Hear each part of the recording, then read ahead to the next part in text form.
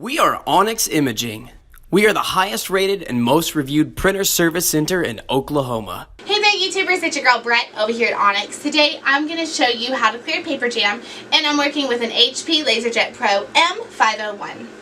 The first place I like to look is going to be under my toner cartridge with this printer. So pull your toner out. If it's in here, it literally would just be like right here. So you want to just pull up and out. You want to go very slow and be very gentle.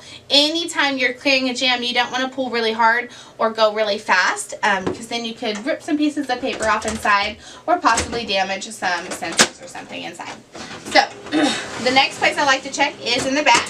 This one's pretty simple. You'll just pull it up and out.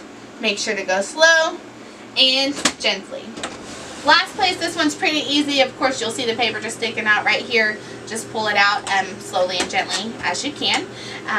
If you guys are seeing lots of paper jams, it's probably time to put your printer in for a service. If you're in need of any supplies or quotes, give your girl Brett a call and have a great day. Thank you for watching. If you're interested in how you can receive free labor on all of your service calls, as well as how to qualify for free printer upgrades, contact us today.